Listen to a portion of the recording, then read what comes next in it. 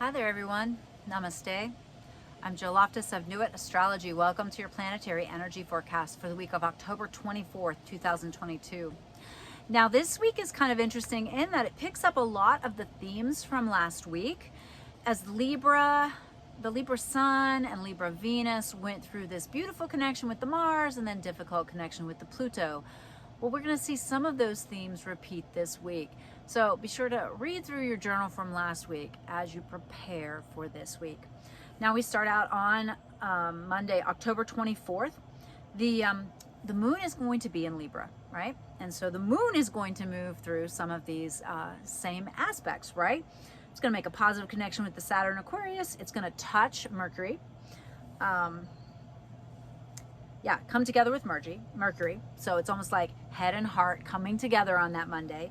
And then it's going to beam over nicely to the Mars and the Gemini, and the sign of Gemini, and then square over to the Pluto, right? The same thing that took kind of 4 days for the Sun and Venus to do, the moon is going to do in just 1 day. So this might be a lot for relationships again. If you're a Libran, be sure to pay attention. You'll need to kind of keep yourself steady.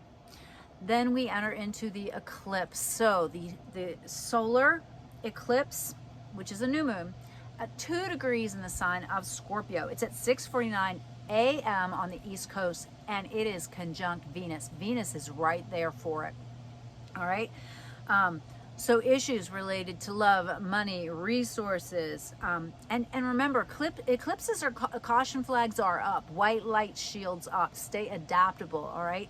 If you try to produce a manifestation, really, try to oversteer the ship, you could wreck it. Okay, this is more about big picture energy, which Scorpio is anyways, right? The ancient symbol for Scorpio was the eagle. Pull back, go up, right? Think of that symbolism of going up and looking down. I see the big picture here. All right, which might, require some short-term sacrifices or some difficult work in order to get to the beautiful future that you want. So keep that in mind. All right, it's gonna be an interesting day. Then we have on the 26th that Mercury steps into that same pathway that the Sun, Venus, and the Moon took. It's in Libra in the late degrees, right? It's gonna trine over to the Mars and Gemini. It's gonna have so many ideas, right?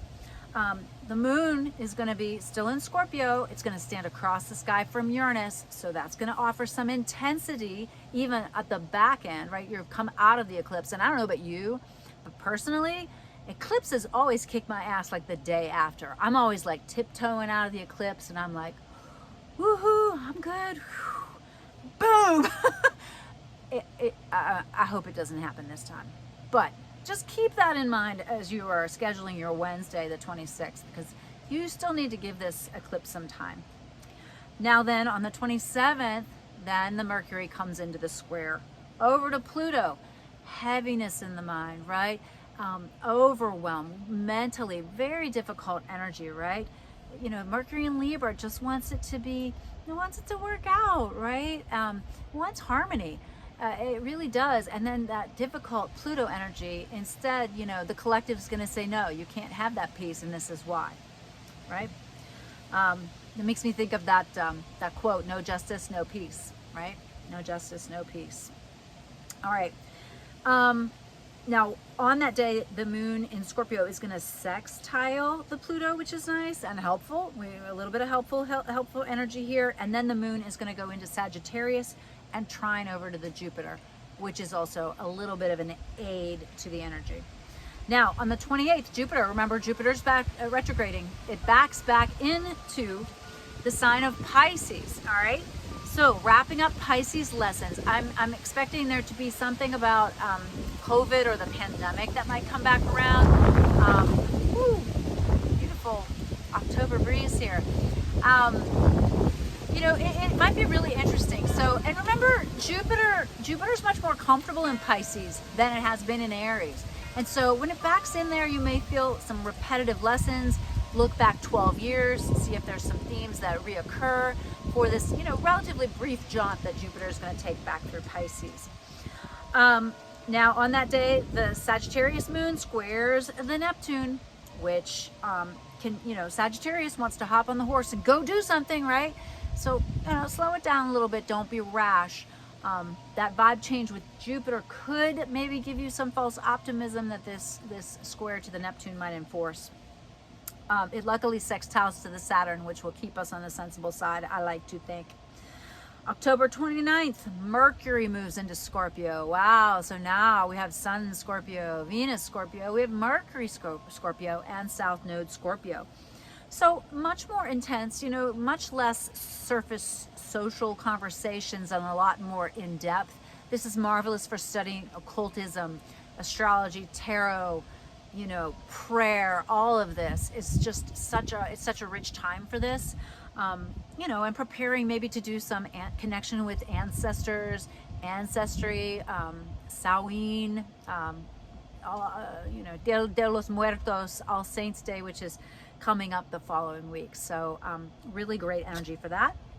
And then we are going to take note, October 30th, Mars stations retrograde in Gemini. So take note of the energies that occur that day, because it's going to begin its retrograde back. Remember, it's not going to come forward and really get moving again out of Gemini until like March of next year, whereupon March of next year is it's just massive as far as big outer planet changes, right?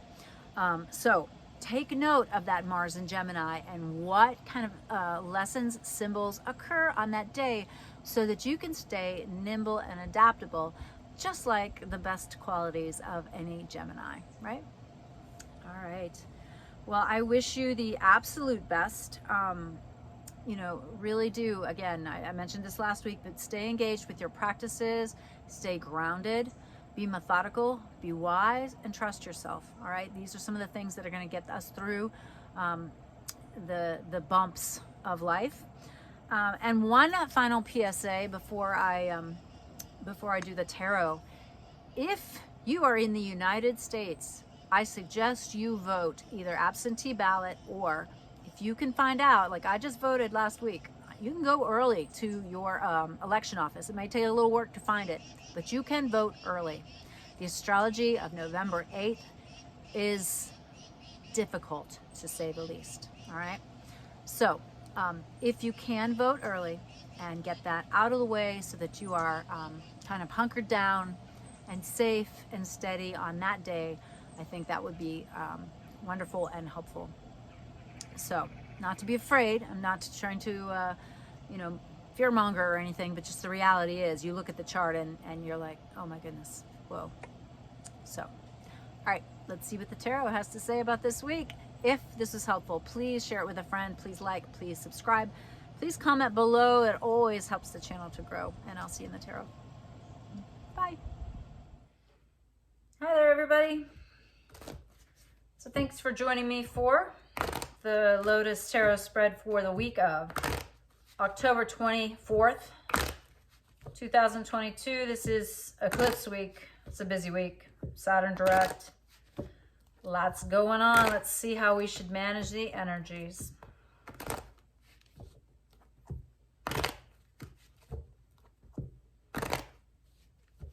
All right, that didn't seem like a lot of shuffling, but here we go.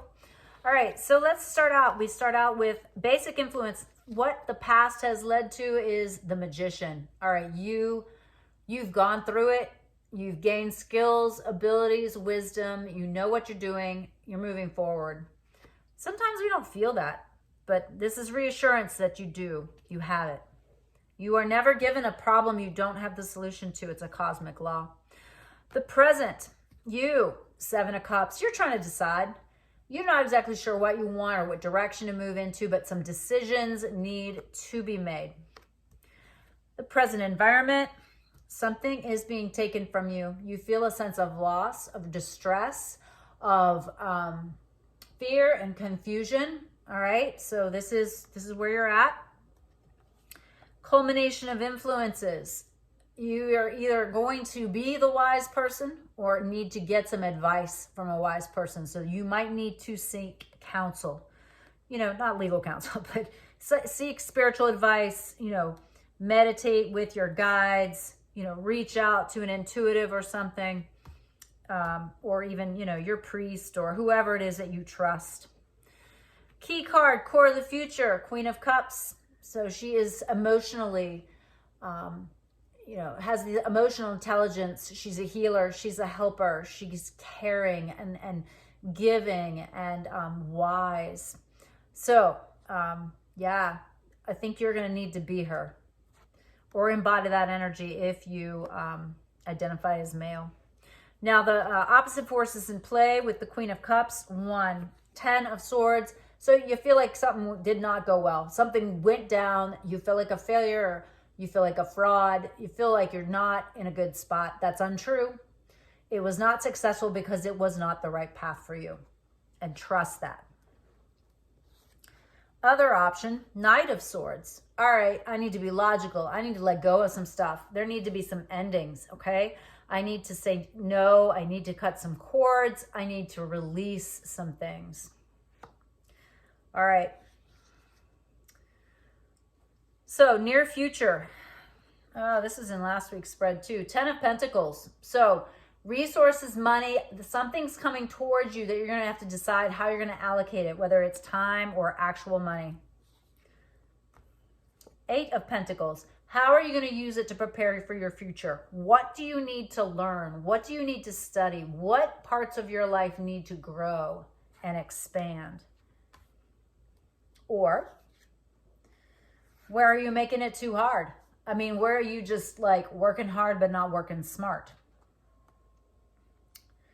All right, paired with this 8 of Pentacles, we've got the Ace of Pentacles. We got to start something new. There needs to be a new way of being in the world, a practical daily experience that is new.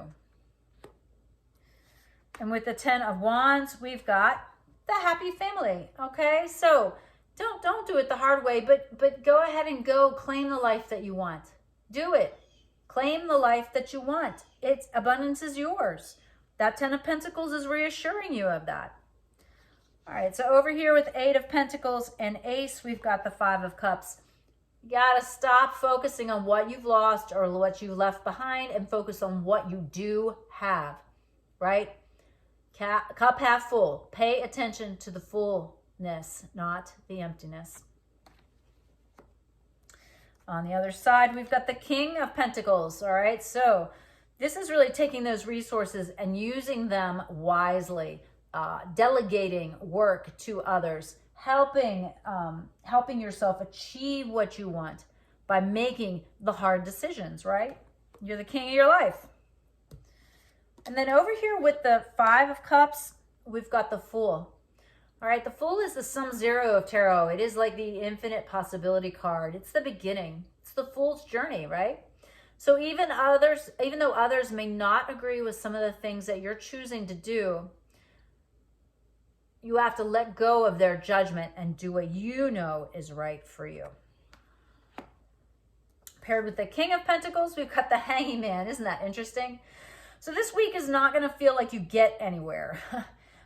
If you've got the Hanging Man over here, right, and you've got the Fool over here, there's going to be this like sense or feeling that that you haven't gotten to a finish line, but that's okay. All right. So look for, if you feel like there's a defeat or an ending, something that didn't go your way, understand that it's really spiritual gold. And it's going to give you what you want to prepare for the future. It's going to give you the will to start over. And so you've got to focus on what you have and what really makes you feel happy and joyful, even if others disagree. If there is no, that feeling of failure, instead it's, look, I gotta let go of some things. I gotta get rid of some things. If I don't do that, I'm going to feel burdened. Okay, I have all these good resources, right? We all have this 10 of Pentacles to work from, but we don't have to work so hard. We can just work smart and really manifest, instead of thinking, oh, well, I have to walk up the hill carrying this burden. It's like, no, I can catch a ride. Okay. And then you've got the King of Pentacles and the Hanging Man. It's like, I am really putting the foundations into my new life. It's not going to come right away. There's going to be some delays, but I'm moving in the right direction. So nice spread. This makes me feel a lot better about that eclipse week. Lots of abundance, lots of focus on resources and money. Very possible big bumps in the financial markets and in the greater world. So stay steady and grounded, and have a great week. Bye.